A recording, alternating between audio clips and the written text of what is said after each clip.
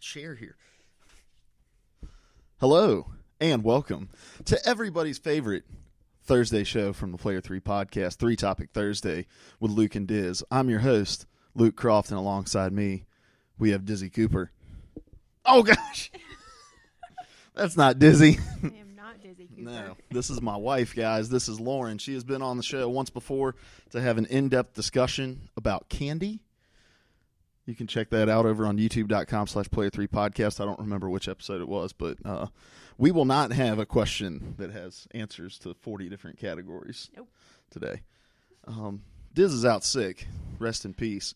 Got hit by yet another side truck, garbage truck. Didn't kill him this time. Luckily, fortunately. It's very fortunate. So let me just provide a little disclaimer here. We are generally a gaming podcast. We talk in depth about gaming and gaming related news. However, my wife games, but not obsessively like me. What do you play, honey? I play my DS on school breaks. I like Kirby, and I like Mario Kart, and I like to play Skylanders, and all the games for 10-year-olds. Those are the games I like to play, because that's about how good I am at gaming. That's okay. You rock the DS, and then you also play Disney Infinity. I do play Disney Infinity. And the characters you play. I can kick butt at Smash Brothers. That's true. You beat me at Smash Brothers. Yes. But with Disney Infinity, we have the figurines also sitting in our nativity. Generally, our nativity's packed up now from where we moved. But yes, but they were at the birth of Jesus. Yes, Iron Man protecting the Son of God in baby form, tiny little baby form, getting protected by Iron Man. It's true. So pretty awesome. All right, well, this is 3 Topic Thursday. We get together every Thursday, and by we, I mean Diz and I. Lauren is a stand-in today. Thank you, by the way. You're welcome. This is going to be fun. So we have 3 topics that are 2 are generally related to video games, and then the last topic is just kind of a smorgasbord normally. Mm-hmm. And so we're going to get started. All right. As I said, you're not you wouldn't call yourself a gamer by any means, because you probably play over the course of a year average an hour a week. Probably. And that's with many hours played in the summer and not many hours played during school. This is true. Because you're a school teacher. I am. All right. First grade. So. But you did grow up with 2 brothers. I did. One older, and then a twin brother who was younger by mere minutes. 8 minutes. 8 minutes. To be exact. But yet he still has the middle child complex. He severely has the middle child complex. Wait, no, he's older than you by 8 minutes. I made that up. I said he was younger. No, he's older. And yeah. So therefore he has the middle child complex. Which is funny, because it's like, man, this just could have been different if you could have got down to that fallopian tube first. Yes. Is that the right word? I'm not a female. I don't know. I guess so. I'll look it up. I think they have to go through the uterus. I think if they're in the fallopian tube, it's very deadly to the mother. Okay, fallopian tube. Let's see. If you've been pregnant and you're in the chat or watching on YouTube, either a pair of tubes along which eggs travel from the ovaries to the uterus. So the eggs travel, the child does not. The baby forms in the uterus, and that's where they start coming from. Then they come out of the hoo-ha. We've been having many discussions about birth on the podcast over the last couple weeks. Mostly just us overly using the word crowning in reference to the inception of other things. And so it makes sense that a discussion about fallopian tubes is the first thing that we do. But that's not our first topic. Anyway, you can watch this live over here on twitch.tv/player3podcast, or you can watch the archive of this video over on youtube.com/player3podcast. But are you ready to get started? Sure. All right. First topic. So you grew up with some brothers. That's how we got here. Yeah. You grew up with some brothers. And so what was, as someone who didn't grow up necessarily gaming, what was your childhood like when it came to games? Were your brothers gamers? Not really. Not my oldest brother. My twin brother, he was pretty into games, but it was mostly on the Nintendo 64. He really loved Ocarina of Time, and we had the Mario game that came out on N64, the first one.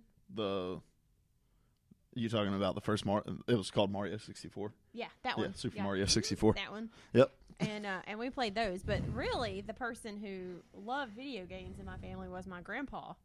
He grew up going to the arcade and playing the arcade games. And then when the video game consoles started coming out and being available, he's the one that bought them, and he's the one that played them. And we would all sit around the TV and watch him play.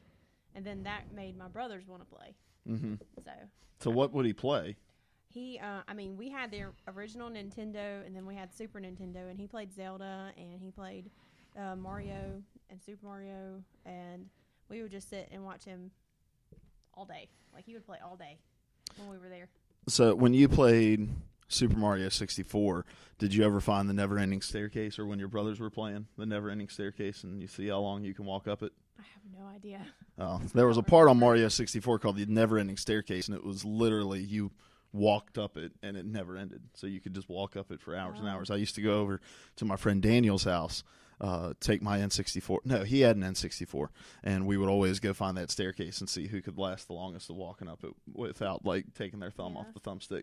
I did not know that existed. We didn't have fun, generally. Yeah. It doesn't sound very fun. That doesn't sound very fun, no. So for me, I grew up gaming almost my entire life. We got a Sega Genesis for Christmas when I was 4 or 5 years old. I can't remember. Oh, we had a Sega Genesis too. And it came with Sonic the Hedgehog 2. Mm-hmm. And so Aladdin? Did you have the Aladdin? Yeah, we played the Aladdin game. Yeah. Did you ever play Echo the Dolphin? I don't remember that game. No. I'll tell you something. Hold on. I'm gonna look up a screenshot of it, because you may be like, oh yeah, I've at least seen that game. But anyway, so we grew up playing. Me and my middle sister Libby, we would play Sonic the Hedgehog 2 all the time, and she would play as Tails, and I would play as Sonic. Mm-hmm. And it was cool. You could do a lot of different things, because if a user was controlling Tails, Tails could pick you up and fly with you, rather than, he would just collect coins running behind you if there was nobody controlling him. So here's Echo the Dolphin, and you basically swam around, and it was pretty docile, actually. Had some really calming music with it, and you could jump out of the water, and you could move stuff with your echolocation. And I didn't realize there was a story to this game, because we got this game probably when I was, 6 or 7. Actually, we got it through Sega Channel. Do you know what Sega Channel is? Ever heard of that? Mm-hmm. It's a box that you plugged into your Sega, and then you ran a coaxial cable to it, and the cable company would send you games to the Sega Channel once a month, and the games list would refresh every so often. And it was like, I think it was pretty expensive, but I don't remember because I was young. But it was sort of like Netflix for games back. It was like way before its time. But Echo was on there at one point, and we played it, and we were like, what the world? Is this just like a dolphin simulator game where you swim around and you just like act like a dolphin and have to breach for air every now and then? Mad Brock's in here, that's Ryan, says Genesis was a great system. It's true.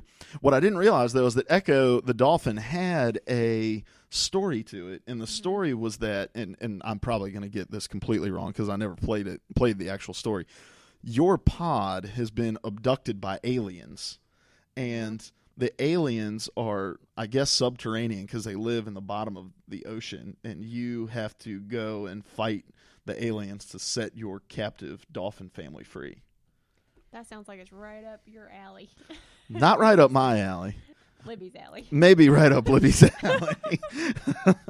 But yeah, so we played, but what really got me into gaming was playing sports games and playing Madden and triple play baseball with my brother, and we would just like waste days and days of time. No, my brothers did. They enjoyed playing the sports games and racing games, any racing game, because they could leave me out and they could sit there with their 2 controllers. And my favorite racing game when I was growing up was a game called Road Rash. It was a motorcycle racing game that your brothers may have played.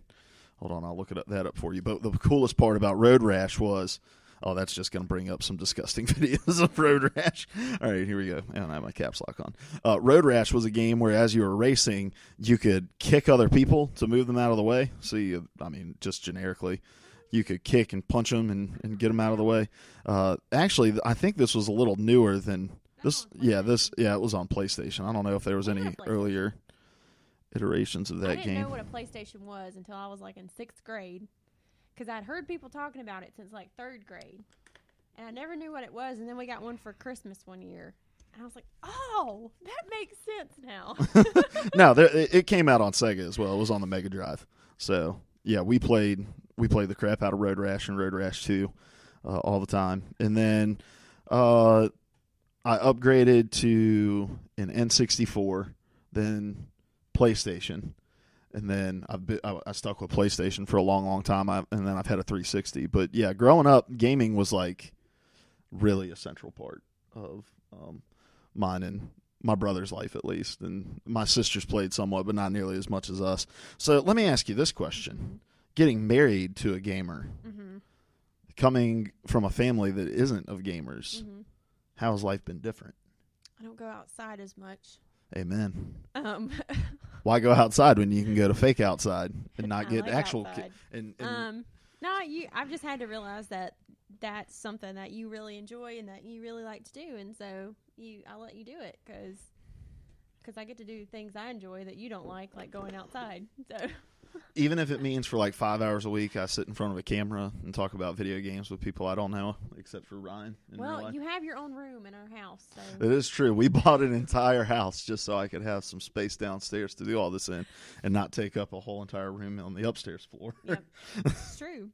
So I accept you and I love you. So, so when you were growing up in gaming, as far as games you played, mm-hmm. what was your favorite game you played growing up? It wasn't one that I played because I never really played games growing up. It was Ocarina of Time, Zelda Ocarina of Time, and because I could sit and watch my brothers play that for hours. Mm-hmm. I mean, we would go to my grandparents on the weekend because they're the ones that had the N64, and my grandmother had searched online and found a walkthrough and put it in like a binder and everything. Your grandma is such a teacher. No. Oh, no, this is Judy. Yeah. So she would sit, like on my grandpa's name on Zelda, she would sit and walk him through the game during the weekend. Well, when me and my brother came for the weekend, I would sit and walk him through the game. And so I really enjoyed that. And I enjoyed the story of Ocarina of Time. So it was, when it was over, it was like, I didn't know what to do with my life. So when you started teaching after we got married, I went and I bought you a DS because mm-hmm. I'm an awesome husband, a 3DS XL. Mm-hmm. Yes. And I got you Ocarina of Time, and you mm-hmm. got your chance to get your hands on the controller and actually play the game that you grew up watching. Was it as good as you remembered it, or was it like, was it just nostalgia that made you like that game so much, or did you enjoy when you played through it?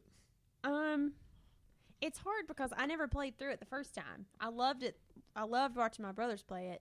I get frustrated when I can't do something in the game, and I sometimes say bad words and then put the game down and don't go back to it. No, not my wife. Never. And so I think it's just a little bit more frustrating going through it myself than watching someone else do it. Right. So it's hard to compare. Yeah. But.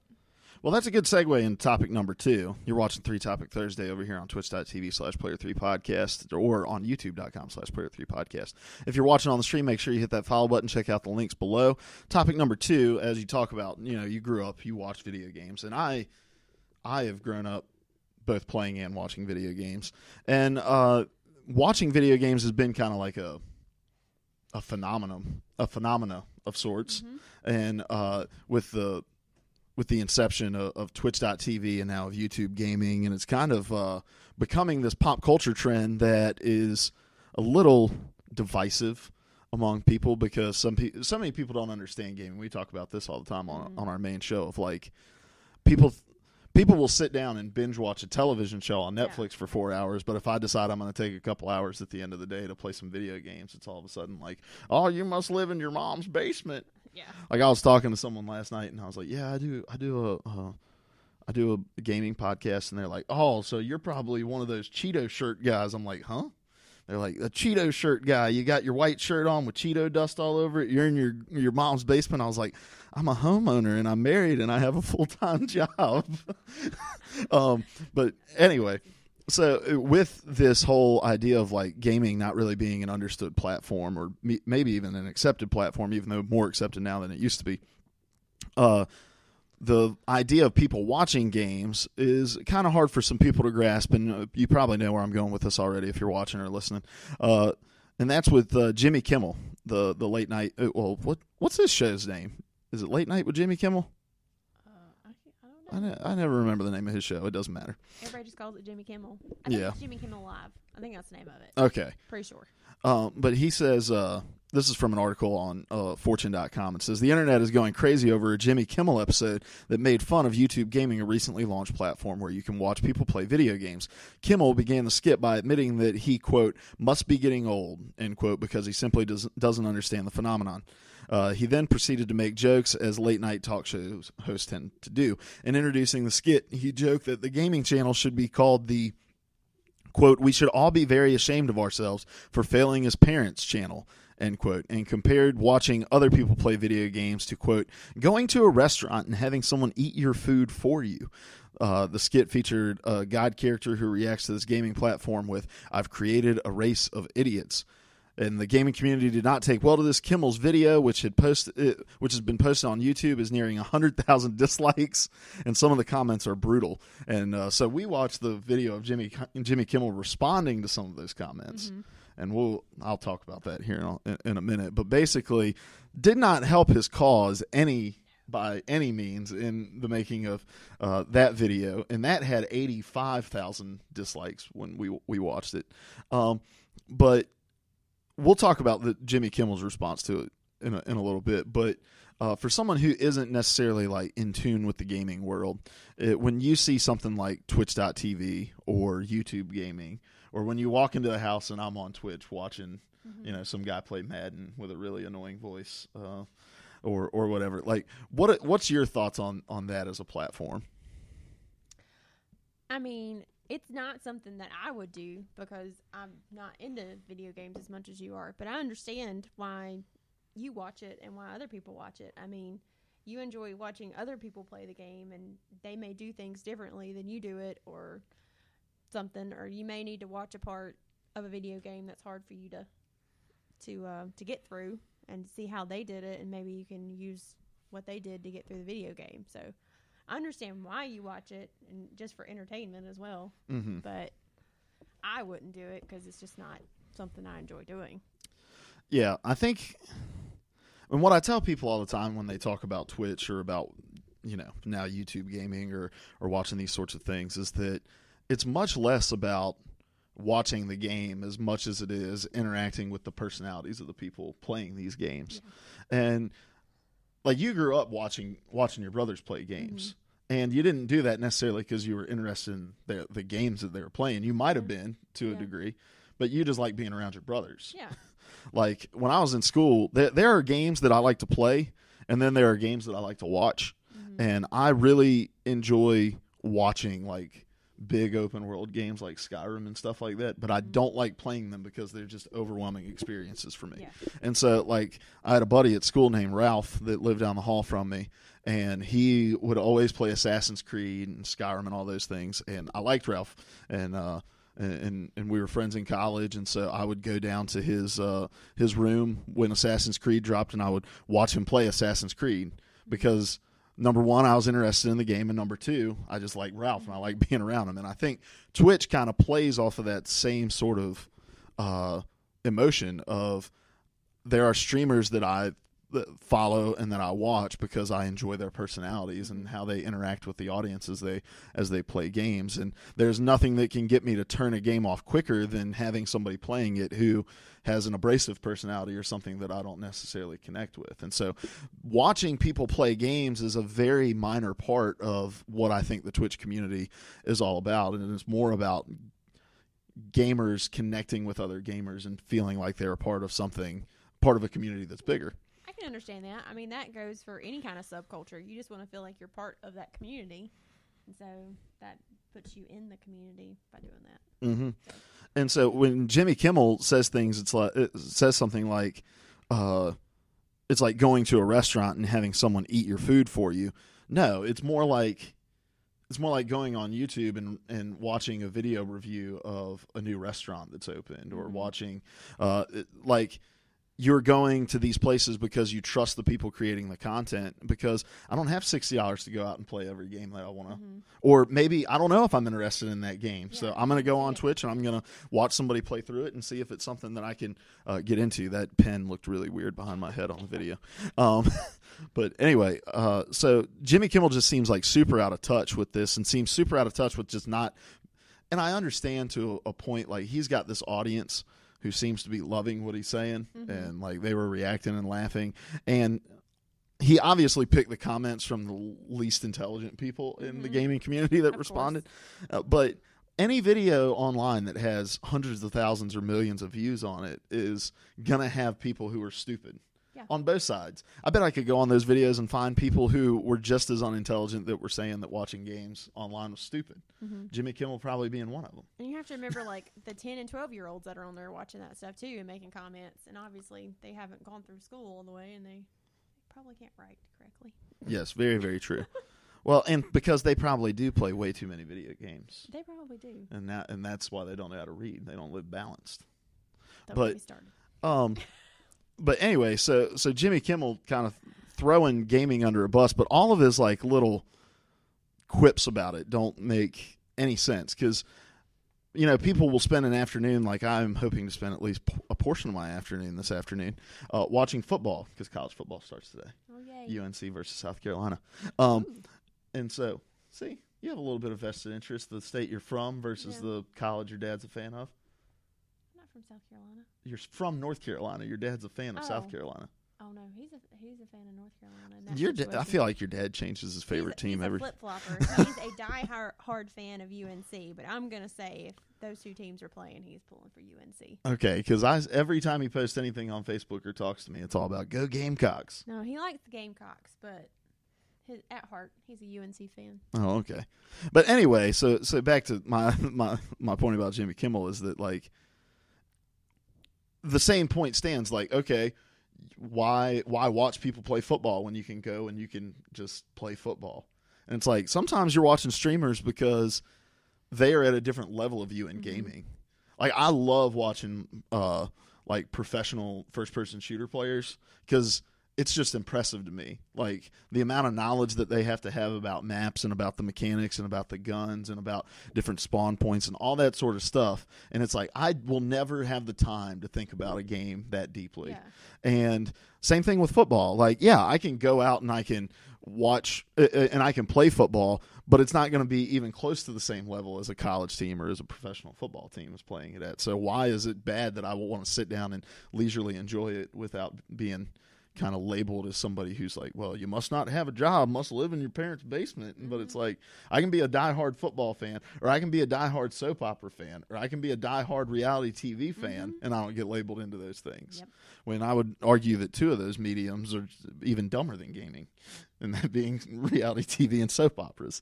So it just seemed really, really out of touch to me. And I think the gaming community has done a good job of stepping up and showing him how asinine his comments are. But I also think the gaming community has done a very poor job in stepping up and kind of solidifying some of his points with the way that they've reacted. This is true. But that goes for anything that's controversial. Yeah. You're going to have, like, the people coming out of the woods that sound crazy, and then you're going to have the intelligent people talking about it. So it goes for any controversy. The J-Strom says that Twitch is hold on. That Twitch is hard to explain to people that don't watch it because people just don't get it. And I think that's true. Like, it's hard to equate it to watching football or to watching sports in general or to watching reality TV because you have a direct way of being able to interact with the content creators within it. I'm a huge Kind of Funny fan, and I'm been on the record of saying that multiple times. And, we kind of take a lot of our cues about how we do things and how we treat our audience from them. And, but one of the reasons I love going and watching their content live is because I'm in the chat with people who enjoy games as much as I enjoy games. And I have the opportunity of being able to interact with the people that are creating that content. And, we have people come by our streams all the time, and and comment on stuff and get engaged because like they want to feel like they're part of this community. And so we have guys that we know the names of, at least the screen names of. We have guys like the J-Strom and Milky 513 and Empty Vials and Zephyr Baby. And for a lot of people, that may be dumb. Like, well, you have all these internet friends but this is why we do it. That's why we create the content, and that's why they consume the content, so that we can be a part of a community, get to know one another, and really invest in one another in that interest and inform one another. And the J-Strom says that what got him started was seeing previews of games like IGN and stuff. So, and I think that's a huge point for Twitch, is it's a consumer tool of saying like, well, I've never seen Until Dawn. I've never played Until Dawn, so I'm going to go watch someone play Until Dawn. And there have been times where I'll watch a stream for a couple minutes and I'll be like, yeah, I don't really have any interest in that. And then there's times where like I watched the Mad Max, some people playing Mad Max earlier this week, and I was like, I kind of want to check that out. And then I read more reviews and decided against it. I have to say, some of the games that I like the children's games that I've seen people play online, I like watching that. But I'm not into the like really fancy. I have to use 15 different kinds of buttons to do things because it's complicated. Well, yeah, and you want to connect into the communities like you're interested in. It's fun. It's a blast to watch people who are really good at Smash Brothers play. Yeah.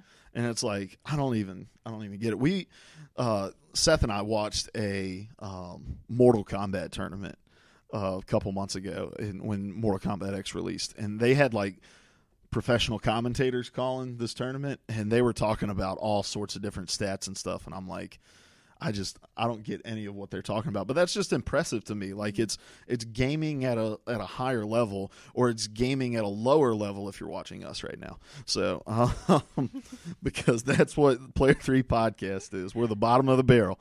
But yeah, people will never get it, and just like people will never understand the internet, and people will never understand television or Netflix or different movie fads or different fashion fads. But when you step out and you just speak so definitively against it and say like, anyone who enjoys this is this, then you show that you're the same. You're like the person in the 1940s that was like, I would never go see one of those movies. I've got better things to do with my life. I don't know if that would have been the 40s. The 20s? Maybe. 20s. The teens. The 40s were very progressive. Yeah. So, all right. Last but not least, we're moving right along here. I think we're about, well, what time is it? We've been going for about half an hour here. Good job, honey. Thanks. You'll be able to be more engaged in this next one because it's less about games and it's more just about regular life. Mm-hmm. Hold on. Mad Brock says, plus there are streamers who are really entertaining and people are watching for that. Exactly. It is a form of entertainment. And the only job that entertainment media has to do is entertain you. Yep. And as long as it's entertaining, what's wrong with consuming it? Yep. I think anyone who watches Jimmy Kimmel's a moron. Well, there you go. All right. He said something, too. Oh, the J-Strom says, heck, a while back I didn't understand why my daughter watched Let's Play Minecraft videos. And, yeah, like Ben all the time watching some Pokemon stuff. And then talking about Pokemon stuff. And I'm like, dude, I don't care, but I love that you love it. Yeah. Like, I love that you get some joy out of that. And that's how I am about things that you do with video games. Like this. Like everything that happens around this table. This is true. All right. Last question here.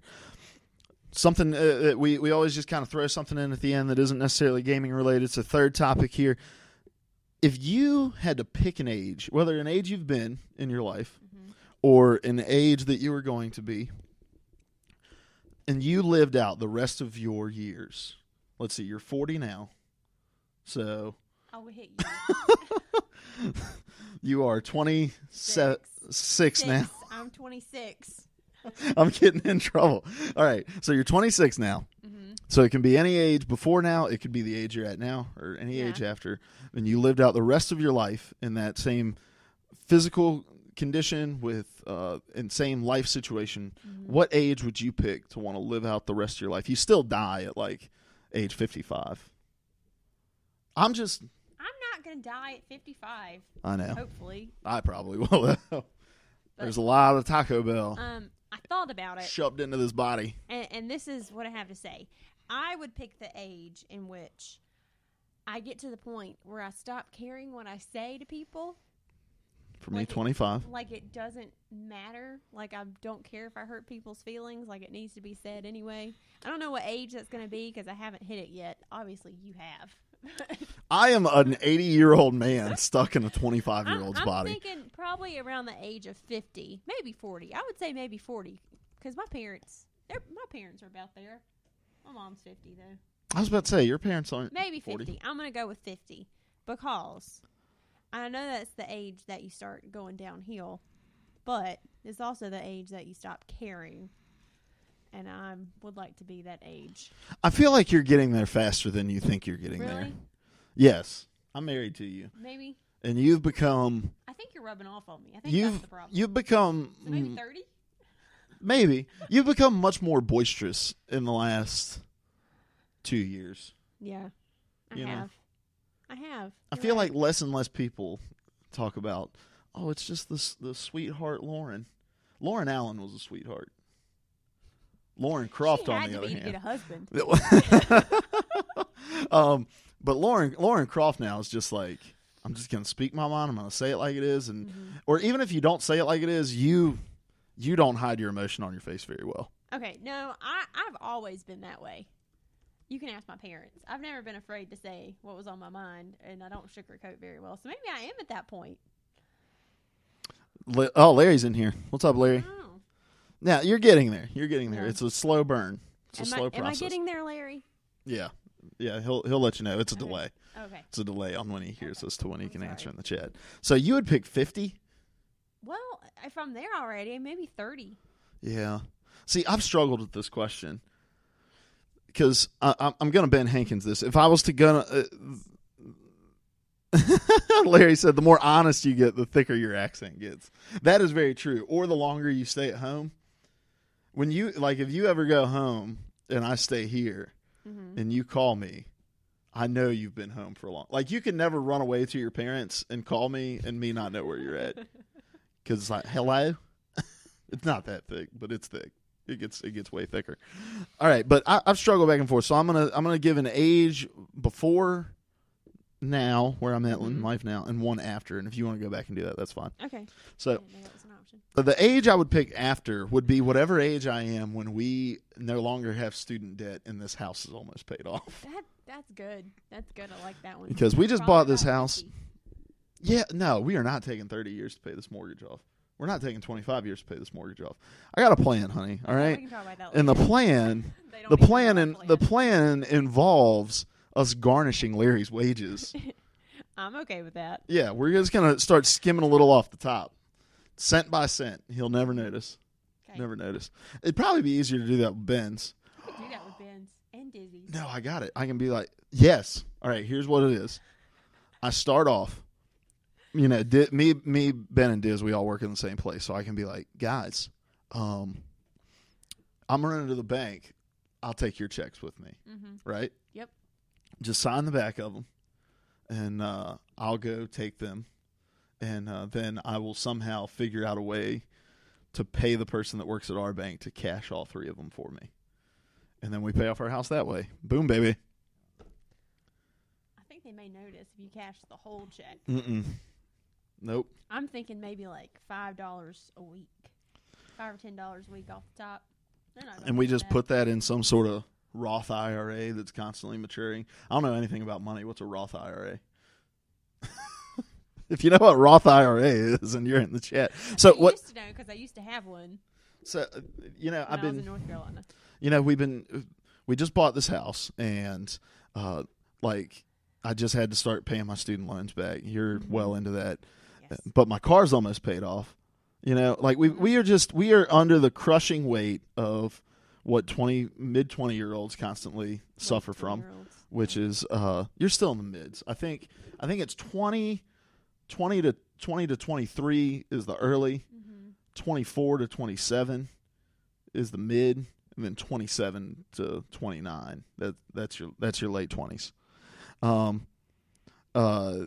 Thank you, Larry. Oh, there we for go. explaining that to Yes, us. a Roth IRA is the kind where you don't get taxed as you put it in, but you get taxed when you pull it out. Like if you pull it out before you retire, that's when you get taxed, right? But a Roth IRA, when you are a minister, you do not have to pay the tax on it. There's no penalty for taking it out early. I do remember that. Dave Legg told us that. Not Dave Wheeler told us that. That may be false, though. I don't know. But regardless, so whatever age we're at, where like my car's paid off and our student loans are paid off, I can deal with the house payment. That's fine. But when those things get out, we just paid off a credit card. It felt so good. And now it's like I want to now I just want to get all of our debt paid off because it feels so good. So student loans would be in like 10 years. So that's like if we pay our 36. minimum. Yeah. Okay. Then we can start paying double on the and that will give the house payment. Yeah, I'm okay with that. And so that'd probably be about $45.50. Actually, Mad Brock says Roth has the taxes taken out before, where normal plans are taxed when it comes out. Larry is backwards. So, and I believe Ryan more. I believe Ryan. Ryan is a wise sage. He is very wise. And Larry, far from it. Yeah. Far from it. We love you, Larry. We love you, but I would never describe you as a wise sage. Well, he's wise about some things. He is. I've seen him put. I have seen him put entirely too many Scoville units in his mouth. He's eaten a lot of hot stuff in his life, like ridiculously hot stuff. But he also has a child, and he hasn't killed her yet, so he's got to be wise about something. No. Yeah. No. Give you credit, Larry. See, conventional wisdom says, don't have kids, have a bunch of money, and die rich, which is the philosophy we're living by. To? Huh? Who do you give our money to? That's right. Who are we giving it to? No one. It goes with us. It gets buried with us. Okay. Solid gold-plated suits. We'll just leave it to Remy. That's right. Larry says kids are super easy to kill. He's doing great. Yeah, he is doing good. I wonder if he knows that from experience. I'm not answering that question. We'll let him answer. And he has good. Ryan says he has good taste in games. And then if I was to go younger, I'm sorry. Hold my hand and know that I love you while I say this. I'd probably go back to college. Probably my senior semester of college. I only had a semester of senior college because I had I think I had 4 classes, and it was just awesome. Just hanging out in the dorm all the time. I was taking easy as pie classes to get everything tied up. And Larry was there. I could just walk to see him, and he would come to my room, and sometimes he'd bring cookies from Subway. And Dizzy was there. And so like now. It's like now, except Larry lives an hour away, and he doesn't work at Subway anymore. So his job gives me no benefits. So yeah, I would pick. Larry said he did my extra senior semester, which is true. He was there a semester too long. But anyway, so yeah, those would be. I would probably go to the one where I'm not under the crushing weight of debt, because I also have a full-time job at that time, whereas I worked part-time when I was in college. Mm-hmm. And it's really expensive to live at college. It is. So I wouldn't want to continue to pay that. You don't pay it while you're there. You pay it later. Oh, never mind. I'm picking 20. I'm picking 21. I'm going to go back to 21. Why? Because I don't have to pay it back until later if I'm 21. And I just live perpetually taking out loans that I'm never going to pay back. So that's me. That's logical. All right. Did you have another age? No. Or are you good? I'm you sticking content? with mine. I'm sticking with mine. All right. That was fun. Yeah. This was 3 Topic Thursday with Luke and Lauren over here on twitch.tv/player3podcast. If you're hanging out with us on over there, hit that follow button. Send your well wishes to Diz at Zombeezy on Twitter. Mm-hmm. You can find me at TK from Antioch on Twitter. You can't find Lauren on Twitter. She's not cool enough for Twitter. Well, I do have a Twitter. She had a Twitter. No, I still have a Twitter. And then Twitter emailed her and was like, "You're not cool enough. Oh, you aren't cool enough to have a Twitter." That didn't happen. And then they revoked her Twitter from her. I just don't check Twitter, so if you tweet at me, So no more Twitter for you. All right, we're gonna stick around in the chat here because Larry's here, and he's worth sticking around for. And I'm gonna pick Lauren's nose, but this is it for YouTube. Goodbye.